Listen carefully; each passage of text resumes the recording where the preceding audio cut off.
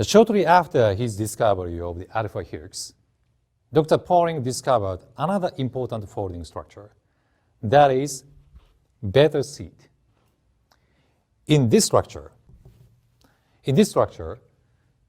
two parallel strands of polypeptide chains are held together by hydrogen bonding with nearly flat structures.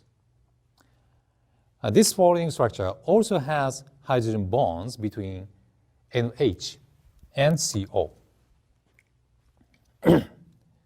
You can see hydrogen bonding reactions right here and there. In this structure, all of the CO and NH groups are hydrogen bonded. It's quite stable.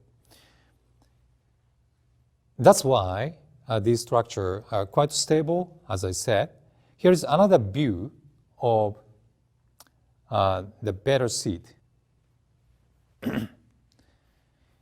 So you can see hydrogen bonding interactions right here as well. These red dots are all hydrogen bonding interactions.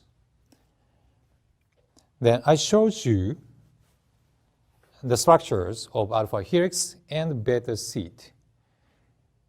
Either folding pattern or a combination of these folding patterns can be observed in the proteins in the human body.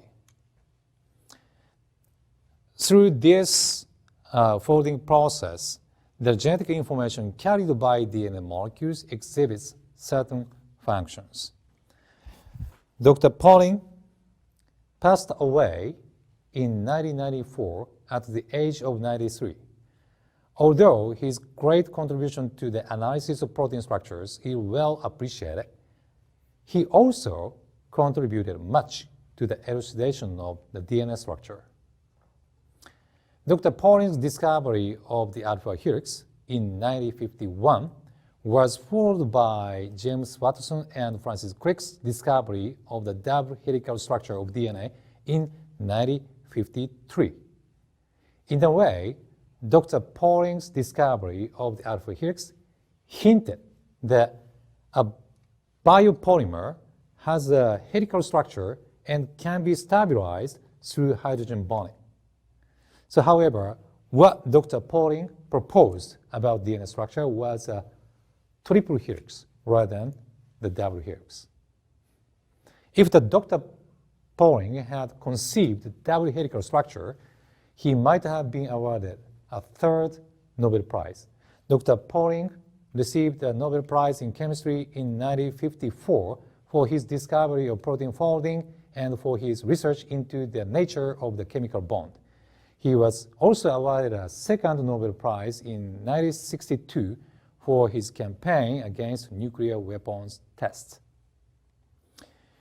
So you have now learned the structures of peptides and proteins. Once you understand it, you should be able to make it. In the next video clip, I'll show you how to chemically synthesize peptides.